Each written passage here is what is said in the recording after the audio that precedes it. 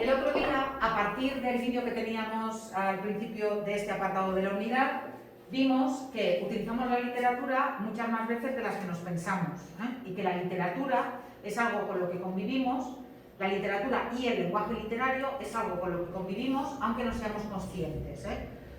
¿Por qué? Pues porque muchas veces confundimos literatura con historia de la literatura, con estudiar los autores, las obras y los periodos literarios. Eso es historia de la literatura y no es literatura.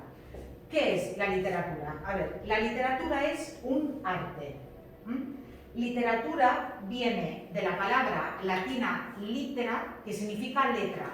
Entonces, originalmente era literatura todo lo que estaba escrito, originalmente. Pero para nosotros, la literatura no es todo lo que está escrito, porque un contrato de trabajo está escrito y no es literatura. Para que sea literatura, tiene que ser arte. La música emplea los sonidos, yo qué sé, la pintura, formas y colores, el cine, imágenes, en movimiento en este caso. La literatura emplea el lenguaje.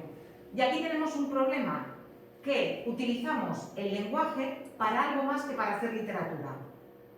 Yo la pintura la utilizo, básicamente, imaginaos, yo tengo óleo. El óleo solamente lo voy a utilizar para pintar cuadros. Los sonidos de la música solamente lo voy a utilizar para la música, las notas, ¿sí? Pero el lenguaje lo utilizamos constantemente. Entonces, ¿qué es lo que hace diferente al texto literario del texto no literario?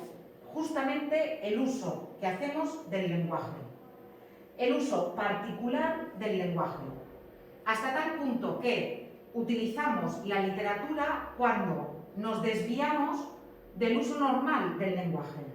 Si yo digo de alguien que tiene los dientes blancos, no estoy utilizando el lenguaje literario, no estoy haciendo literatura, porque sus dientes son blancos, punto.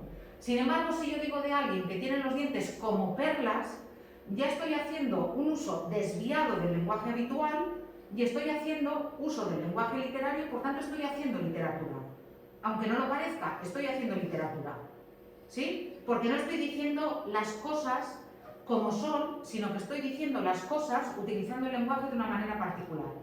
Eso es lo que define la literatura. Por tanto, la literatura sería el arte que emplea como instrumento la palabra entendida en una dimensión que no es la dimensión normal y habitual. No utilizo la palabra para comunicarme de una manera recta, sino de una manera que podríamos decir desviada. Es decir, hacemos uso del lenguaje literario. Entonces, ¿cuál es la finalidad del lenguaje literario? La finalidad del lenguaje literario es embellecer la expresión. Es mucho más bonito decir tus dientes son como perlas que decir tus dientes son blancos. Es mucho más bonito decir tu cabello es igual que el oro más puro que decir eres rubia. ¿Sí?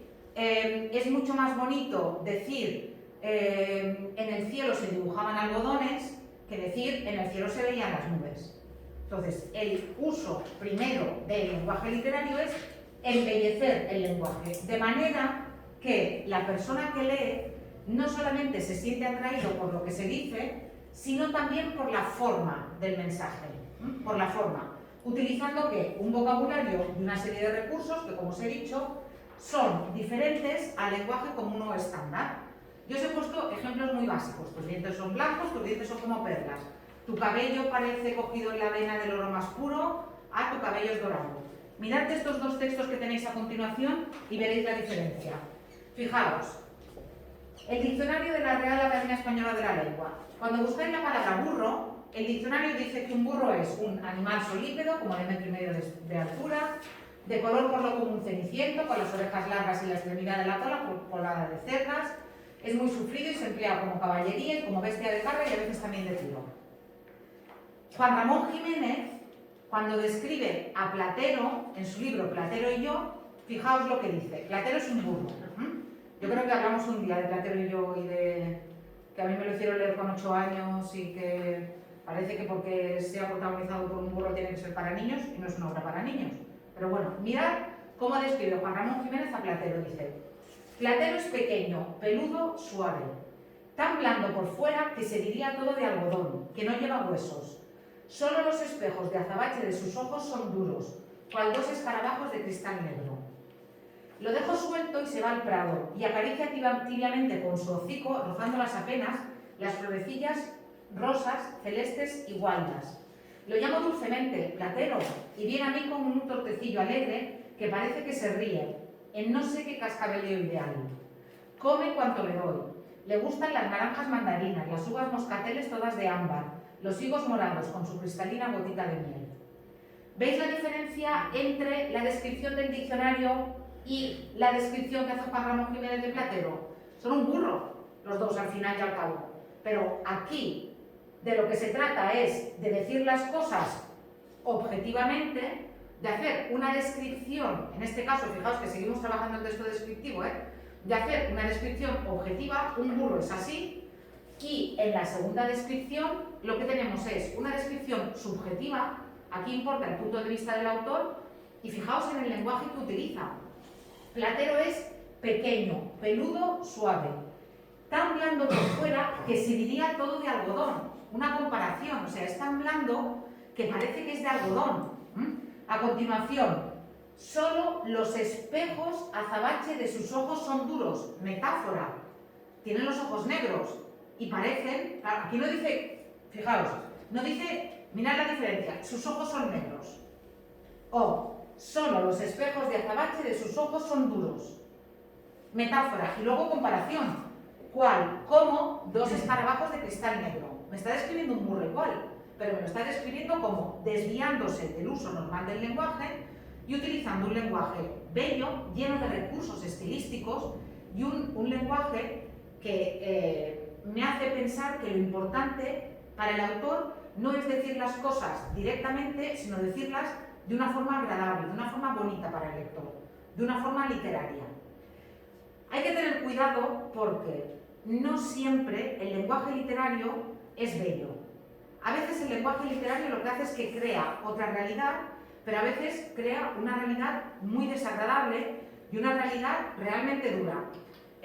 No sé si a alguien le suena La Odisea, la obra de Homero. Me suena, pero no sé. Vale, Homero es un autor griego del siglo VIII, fue un autor griego del siglo VIII a.C. ¿Os suena el personaje de Ulises? Sí, Ulises. Vale, Ulises es el protagonista de la Odisea. Es un hombre que vuelve de la batalla de Troya, se quiere ir a su casa y resulta que por el camino pasa muchas aventuras y entre otras se encuentran él y sus hombres con un cíclope, que es un gigante que tiene un solo ojo en la cara, y este gigante es antropófago, se come a la gente. En un momento dado, Homero, en el siglo VIII a.C., describe cómo el gigante coge a un hombre de Ulises, lo estampa contra el suelo, los sesos salen por allí volando, la sangre no sé qué, luego como lo desmiembra y se lo come, lo desmiembra, y se lo come, y describe cómo chupa los huesos, y luego describe cómo bebe leche para que le pase aquello, y como de noche regurgita y le sale allí restos de sangre con la leche, trozos de carne, en fin, una cosa asquerosa. Es literatura. Es literatura. Primero literatura por la descripción, por el lenguaje que utiliza. Cuando describe cómo explotan los sesos y cómo se lo come y todo eso, utiliza metáforas, recursos estilísticos, etc. Y segundo, es literatura porque es un mundo de ficción. Describe algo que no existe, algo que se ha inventado el autor. Entonces tenemos que tener cuidado por eso porque cuando hablamos de belleza nos referimos a que leyendo se obtiene un placer estético, pues eso, una sensación de que lo que tú estás leyendo es algo nuevo. Sí, ya puede ser belleza, terror... Efectivamente, te transmite una sensación que puede ser angustia, que puede ser belleza, que puede ser terror, que puede ser alegría. No necesariamente belleza entendida como qué paisaje tan bonito o qué persona tan guapa. ¿Vale? Venga, aquí tenéis lo de la explicación de lo de Platero y yo, ¿sí? Y ahora vamos a ver cuáles son los elementos que caracterizan el lenguaje literario. Muchos ya os los he explicado. El primero, la finalidad estética. El lenguaje literario pretende que el lector vea la composición como una creación bella estéticamente. Y si queréis cambiarlo como una composición que transmita algo, también me vale. En un momento no vamos a quedar sin luz, ya veréis. Segundo, y esto es muy importante, connotativo. Connotativo es igual que subjetivo. Es igual que subjetivo. Y denotativo es igual que objetivo. Objetivo. El lenguaje literario es connotativo. Frente al lenguaje estándar, que sería denotativo. ¿Sí? El lenguaje estándar sería denotativo, el lenguaje literario es connotativo. Ahora os lo explico. Mirad, por ejemplo, Federico García Lorca, que es un autor del que seguramente habéis oído hablar alguna vez, ¿sí? Sí. Federico García Lorca, cuando era pequeño, vio cómo sacaban a un muerto de un pozo. Eso le impresionó tanto, que cada vez que en un texto de Lorca veáis que aparece la palabra pozo, sospechad que va a haber muerte. ¿Sí? Claro, si yo voy al diccionario y yo describo en el diccionario, busco en el diccionario la palabra pozo, me voy a encontrar el significado denotativo de la palabra pozo, que va a ser probablemente hueco, excavado en la tierra, del que se extrae agua, algo por el estilo, ¿sí? Sin embargo, cuando yo voy a Lorca, si yo ya he leído a Lorca otras veces, yo sé que cada vez que Lorca habla de agua estancada, cada vez que habla de charcos o cada vez que habla de pozos, la cosa no va a acabar bien. ¿Cómo sé eso? Bueno, pues lo sé porque he leído a Lorca, ¿sí? Pero eso sería el valor connotativo que el propio autor le da a eso, a la palabra charco. Es lo que él quiere transmitir, pero también muchas veces, y ahora iremos, es lo que yo leo en el texto. ¿De acuerdo? ¿Entendéis entonces lo que significa lo de la connotación? No digo las cosas directamente y rectamente, sino que digo las cosas muchas veces desde un punto de vista subjetivo. Además de todo eso, hay otra cosa que es la plurisignificación. ¿Qué se refiere esto de la plurisignificación? Se refiere a que el mismo texto puede ser leído y entendido por una persona de diferente manera, bien por una cuestión suya personal, bien porque ha pasado el tiempo, bien también por la época. Ya llegaremos después cuando hablemos de la literatura, por ejemplo, como El Quijote, que es la novela más grande de la literatura española. Cuando Cervantes la escribió como una parodia de los libros que en su tiempo triunfaban, que eran los libros de caballería. Es un poco como lo que pasa con estas películas de Scream y Aterriza como puedas, que son parodias, sí, de Aterriza como puedas de las de aeropuertos y las de Scream, estas de Viernes 13 y todo eso, que son parodias. Vale, pues Cervantes lo escribió como parodia. En el siglo XVIII, El Quijote se leía simplemente como libro de humor, porque ya no existían las novelas de caballerías. En el siglo XIX, El Quijote se consideraba, Don Quijote, como el ideal de hombre romántico que lucha contra molinos de viento aún sabiendo que va a perder. Y en el siglo XX, El Quijote se ha leído como la primera novela moderna, con todas las características que hoy en día tiene una novela. Entonces, cuando ha pasado el tiempo, ha cambiado el significado del libro. ¿Por qué? Porque en diferentes épocas el libro ha adquirido una dimensión diferente. A veces no es la dimensión general, sino la dimensión personal. Imaginaos, por ejemplo, que vosotros, yo qué sé, ahora me acuerdo de una novela que se llama El animal herido, de un autor americano. Esta novela habla de una chica a la que le diagnostican un cáncer de mama. Claro, si tú lees el libro y ni estás afectado por cáncer de mama, ni conoces a nadie cercano que haya tenido cáncer de mama, tú lees la novela y puedes decir, ah, mira, ¿es una buena novela o es una mala novela? Pero si tú tienes cáncer de mama o conoces a alguien cercano que haya tenido cáncer de mama y tú lees esa novela, se remueve una cosa por dentro. Entonces, esa misma novela, para una misma persona puede tener pluralidad de significados. En un momento dado tú la lees de una manera, pero en otro momento tú la lees de otra. Y ahora ya termino con otro ejemplo. Yo hace muchos años leí una novela que me gustó mucho, que es de un autor francés que fue premio Nobel de Literatura, Albert Camus, y la novela se llama La peste. La novela se llama La peste y habla, el autor es Camus, habla de una invasión de ratas en una ciudad que provoca una epidemia, una peste, pero en el siglo XX. Y nada, yo cuando leí la novela me gustó muchísimo. Y entonces, este año yo la puse, vosotros sabéis que yo llevo un club de lectura en Sa Pobla, la puse para leer en el club de lectura, aprovechándolo este año, el año pasado, aprovechándolo de la pandemia. Yo me acordaba de esta novela y dije, bueno, voy a poner esa novela porque todos los pasos que se dan en la novela del principio van a ser solamente 2 o 3 casos, la negación, luego que no había sitio en los hospitales, que los médicos no tenían medios, que no sabían cómo se transmitía. O sea, todos los pasos que estábamos viviendo nosotros con el COVID eran los mismos pasos que se daban en la peste de Camille. Entonces yo dije, venga, vamos a poner para leer, para ver cómo 50 años antes o 40 años antes estaban describiendo una situación similar. Vale, yo la pongo para leer y claro, ya hacía muchísimos años que no la había releído.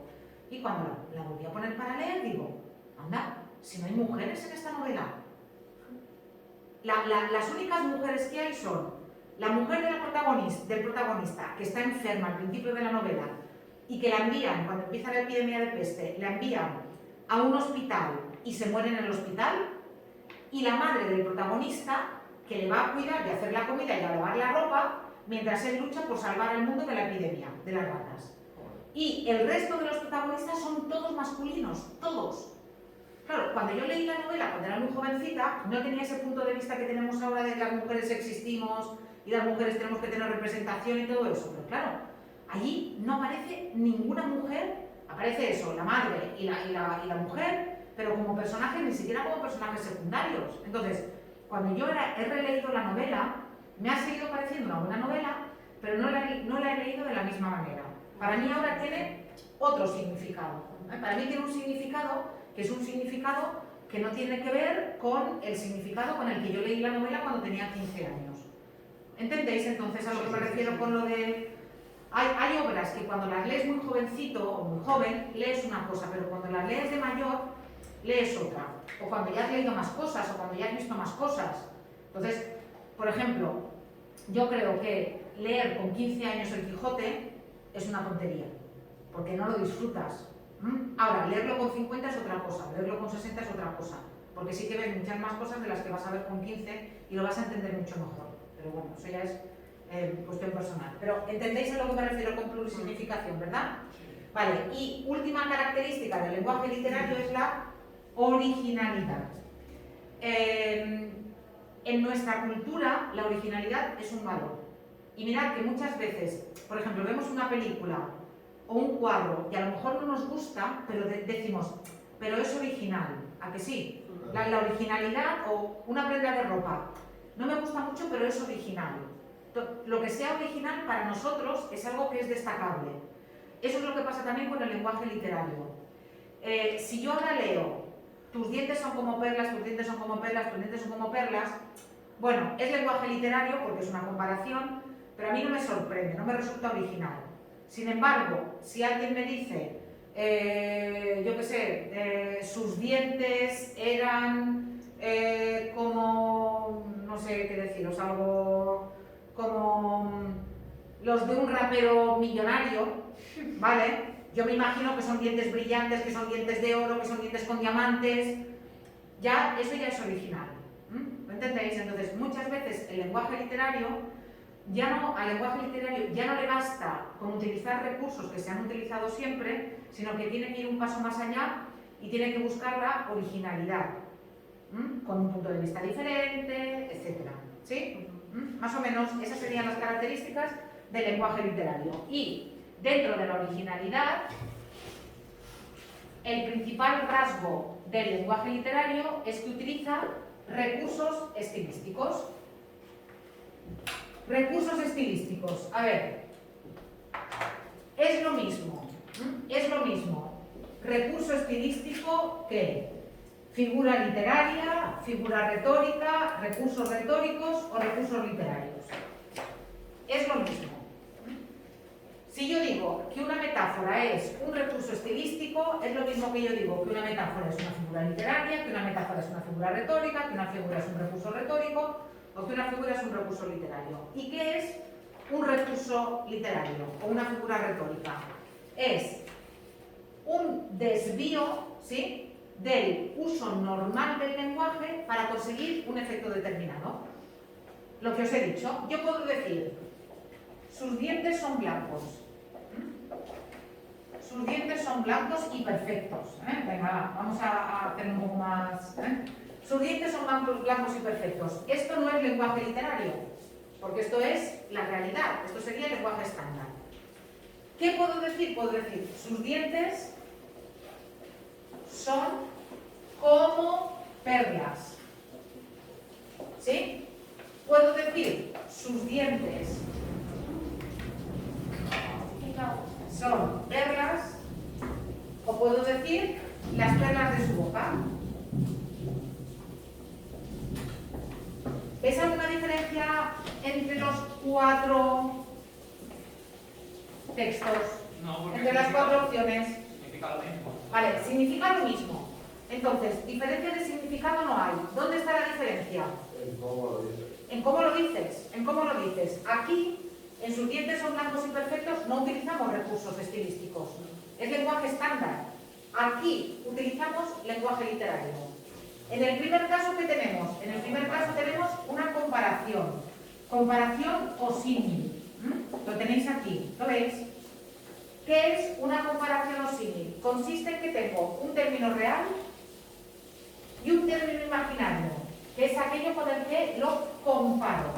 Para que haya una comparación, tengo sí o sí que utilizar un como, un tal como, un se asemeja, un tal cual, Parece. un parece, un se diría que, como en el caso de Platero, ¿os acordáis? Hablando por fuera que se diría todo de algodón. Tengo que tener un elemento comparativo para que sea una comparación. ¿Vale? Los tenéis aquí, ¿lo veis? Necesito una palabra comparativa, que sea un como si fuera, un parece, un cual, un más que, un menos que, un tal como. En el lenguaje cotidiano utilizamos cantidad de comparaciones. Es más largo que un día sin pan, por ejemplo. A veces dormimos como un bebé. A veces nos divertimos como enanos. Yo creo que eso es políticamente incorrecto. Voy a tener que corregirlo. Otras, bueno, ya he corregido lo de trabajar como un negro, pero que también se utilizaba, ¿sí? Trabajamos tanto que parecemos hormigas. Somos más buenos que el pan. Estamos sordos como una tapia, ¿vale? Es tan alto como malo, es más alto que un pino, es tan alto como un pino y más tonto que un pepino, ¿sí? Si nos enfada nos ponemos como una fiera. A veces nuestras habitaciones parecen una leonera o una pocilga, ¿sí? Con quien nos cae mal somos fríos como el hielo. Con quien nos cae bien somos dulces como la miel o como el azúcar. Y cuando algo nos sale bien, estamos como un niño con zapatos nuevos. ¿Habéis visto la cantidad de símiles o comparaciones que utilizamos en la lengua cotidiana? Vale, pues el símil o comparación, repito, tiene que ser un término real, un término imaginario y tiene que haber un como, un tal como, un parece, un tal cual. ¿Sí? ¿Qué es la metáfora? La metáfora es el siguiente paso.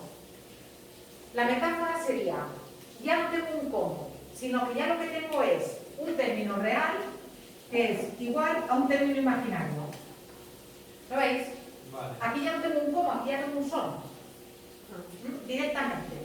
Entonces, ya no tengo sus dientes son perlas, sino que ya tengo sus dientes, perdona, no tengo sus dientes son como perlas, sino que tengo sus dientes son perlas. Y a veces me llevo la metáfora más allá. Me llevo la metáfora para allá, que ya no tengo término real, que solamente tengo término imaginario. ¿Lo veis? En las perlas de su boca no aparecen los dientes. Aparecen directamente las perlas de su boca. Cuando tengo metáforas como estas, que solo tengo un término imaginario, a veces son fáciles de entender. Si yo digo, por ejemplo, el oro en su cabeza, ¿sí? Hombre, claramente me estoy refiriendo a que supe el orgullo. Pero fijaos, por ejemplo, en estos versos de Lorca. Lorca describe a una niña. La niña se llama Preciosa. El nombre de la niña es Preciosa. Y dice Lorca, Preciosa, tocando viene su luna de pergamino. ¿Vale? Mi pregunta es, ¿qué toca Preciosa? El pergamino. No, es una luna. ¿Sabéis lo que es el pergamino, verdad? Esta especie de papel antiguo. Vale. Pista.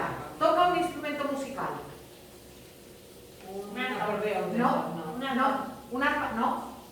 La luna, pensad en la luna llena. Una luna Una llena, pandereta. una pandereta, muy bien. Preciosa toca una pandereta. Su luna de pergamino. Una luna de pergamino, claro, la forma como de la luna. Con la pergamino. Claro. Es que no era un genio, claro. Esto no lo puede decir cualquiera, ¿sí? Fijaos además que descoloca el orden de las palabras. Esto se llama hiperbato. En este año no lo explicaré, pero el año que viene sí. En lugar de decir preciosa, viene tocando su luna de pergamino, cambia, ¿eh? Pero esto sería una metáfora, pero en esta metáfora ya solamente tendría el término imaginario. Ya no tendría el término real, sino que tengo solamente el término imaginario. Y como os he dicho antes, cuando me refiero a metáforas muy usadas como el oro para referirse al dorado del pelo, o como por ejemplo las perlas de su boca, son fáciles de reconocer. Pero ya cuando me voy a metáforas muy modernas, uno puede estar media hora leyendo el poema pensando que es preciosa. Tienes que buscar, ahí lo que es. Ahí estamos, pero es lo que tiene la poesía moderna. Claro, si yo digo sus rubíes, pues ya sé que me estoy refiriendo a los labios. ¿Sí? Pero si en lugar de utilizar rubíes utilizo otra expresión, ya la cosa va a ser más complicada. Cuidado. ¿Vale? ¿Sí? Venga, va. Por ejemplo, hay un poeta que se refiere a los labios como si fueran espadas. Porque dice que son capaces de matar. ¿Sí? De asesinar. Entonces, claro, si en lugar de referirme a rubíes me refiero a espadas, a lo mejor nadie identifica que estoy hablando de los labios. ¿Vale? ¿Qué es una personificación? Una personificación sería un tipo particular de metáfora, en realidad es un tipo particular de metáfora, en el que yo me encuentro con que estoy atribuyendo cualidades o acciones propias de seres humanos a objetos o ideas abstractas. Si yo digo, por ejemplo, que en un momento dado un poeta describe el río Guadalquivir y dice, el río Guadalquivir tiene las barbas de plata. El río Guadalquivir no tiene barbas, la barba tienen las personas. Eso sería una personificación.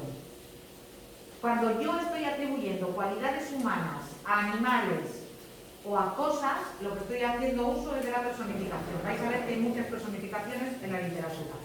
Y acabo, a ver si me da tiempo a terminar, con la hipérbole. ¿Qué es una hipérbole? Una hipérbole es una exageración.